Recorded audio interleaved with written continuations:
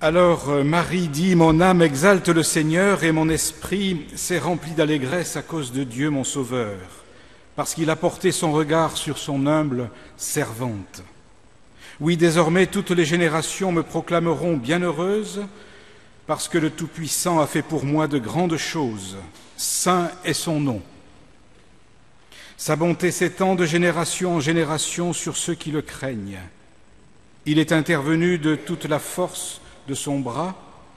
Il a dispersé les hommes à la pensée orgueilleuse. Il a jeté les puissants à bas de leur trône.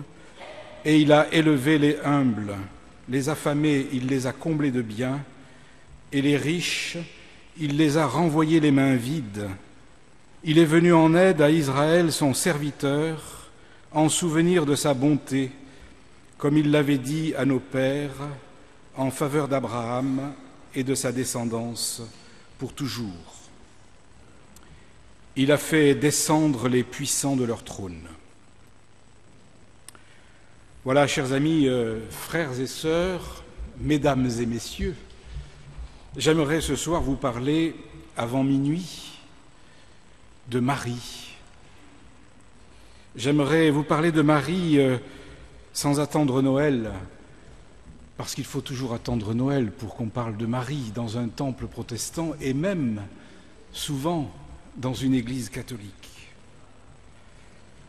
Je voudrais vous parler de Marie parce qu'elle est, il y a bien longtemps, présente dans la cité des hommes, à Nazareth, et parce qu'elle est depuis bien longtemps présente dans la cité de Dieu, bienheureuse.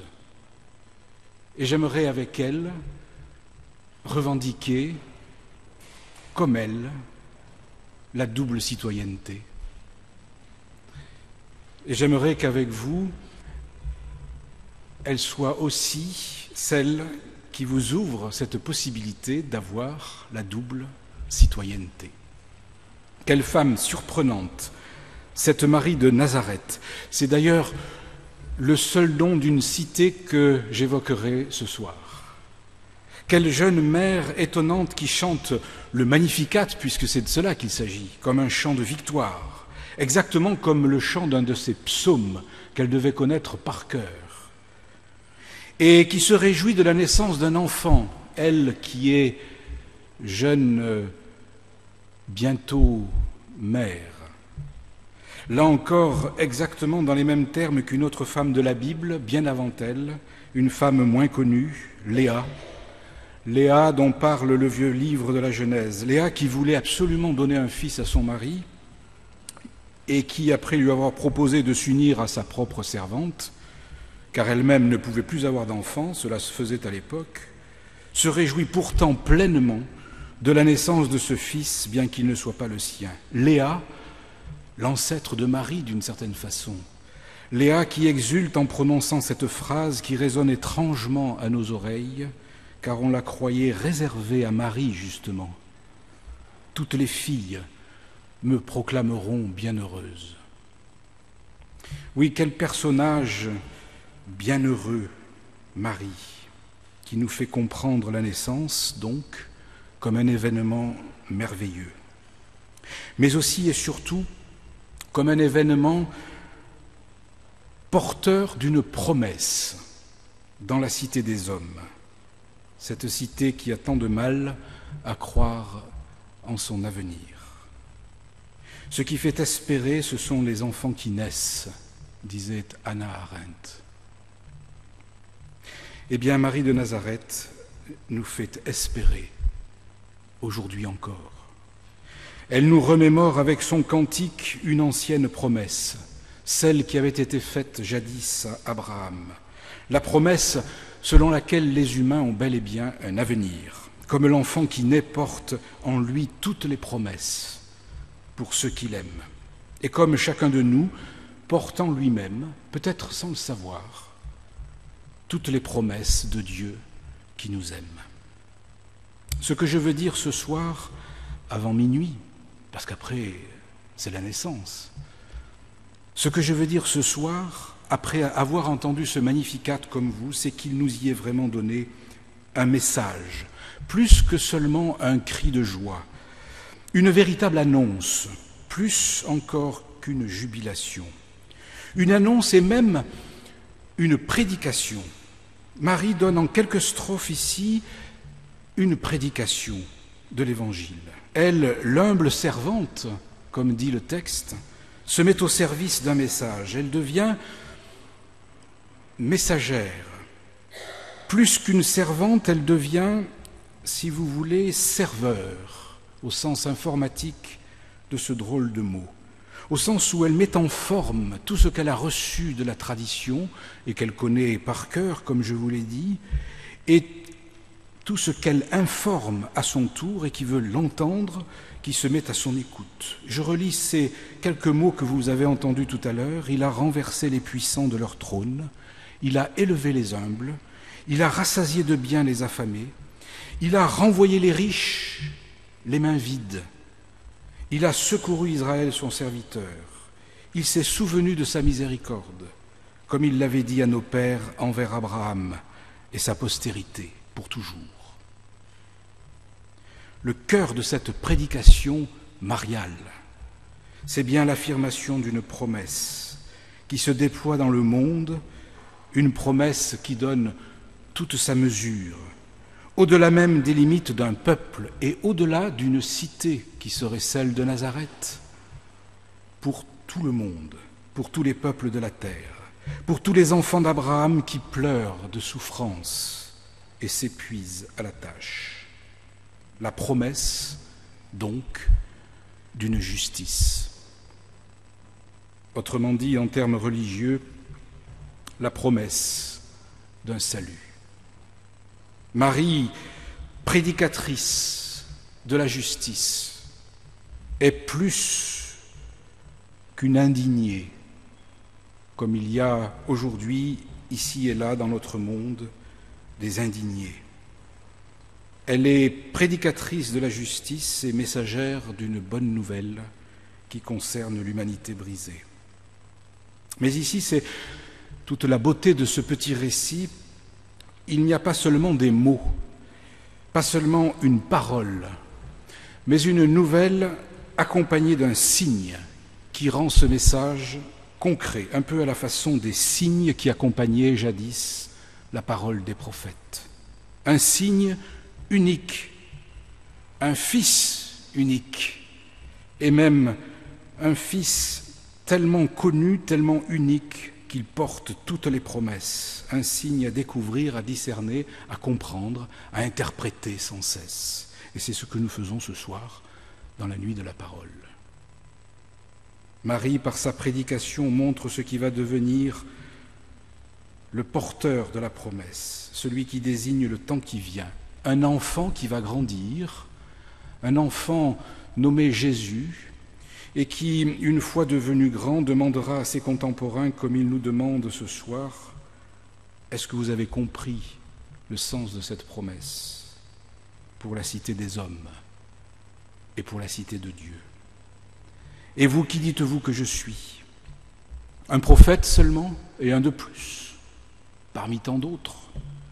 Un maître de sagesse, comme on le lit parfois dans certains commentaires, un sage, un de plus, un moraliste, ou bien, comme je l'entendais de la part d'un de mes paroissiens il n'y a pas si longtemps que ça, un type légèrement rebelle, mais un type épatant, qui en outre accomplit quelques miracles, et ça fait du bien. Ou bien alors l'enfant d'un monde nouveau, signe et révélateur des promesses inaccomplies qui se réalisent enfin. Il ne s'agit donc pas tellement pour nous de méditer sur Marie, vous l'avez compris, ou sur ce qu'elle représente, mais sur son message, et d'en comprendre les quelques strophes. Il ne s'agit pas de laisser arrêter nos regards sur la messagère, mais bien de les porter sur celui qui vient par elle, et qu'elle attend avec nous. L'enfant qui donne sens et qui donne corps à la promesse. Alors ce message du Magnificat, quel est-il précisément? Il est en réalité comme je l'ai suggéré à maintes reprises, celui de la justice, c'est-à-dire l'annonce que le Seigneur veut rechercher sans cesse et vivre une juste relation avec chacune et chacun de nous, une juste relation. Ce message est celui d'une justice qui se fraye un chemin malgré les obstacles que le monde place devant elle, et en particulier, le monde des puissants, qui sont installés sur un trône, comme dit le texte, symbole de leur statut social, militaire ou politique, lorsqu'il empêche cette juste relation, au lieu de la créer et de l'encourager. Une justice qui ne s'impose pas par la force, mais qui produit ses effets car elle s'ancre dans les cœurs et les mémoires de ceux qui en entendent parler comme aujourd'hui. Une justice simplement, mais fermement racontée, chantée, psalmodiée, priée, célébrée de génération en génération, en Israël et dans toute l'Église, murmurée parfois au fond des cachots, au fond des maisons d'arrêt et des centres de détention de nos prisons, ou dans le secret des cœurs, dans les moments de détresse et d'obscurité, des solitaires et des abandonnés de nos immeubles et de nos quartiers. Le Magnificat est célébration de la justice, et quiconque l'a entendu une fois ne l'oublie plus. Il est aussi, dans un temps de troubles et de changements sociaux à l'échelle du monde, comme en ce moment même, le chant de la fidélité. Là où se défont les liens entre les hommes, là où se dénouent les couples qui ne s'aiment plus et se déchirent, là où les familles et les solidarités qu'on croyait solides se défont à cause de la violence et de la pauvreté, à cause de la méchanceté des hommes et de la faiblesse de nos courages. Là où les extrémismes, et aujourd'hui même encore, on en a eu un exemple terrible, là où les extrémismes font mal, le Magnificat chante une fidélité qui ne flanche jamais. Il rappelle à nos mémoires oublieuses et distraites que chaque aujourd'hui peut soudain s'illuminer en plein jour, un jour encore plus lumineux que le jour. Il rappelle aussi que nos nuits peuvent s'illuminer en plein minuit.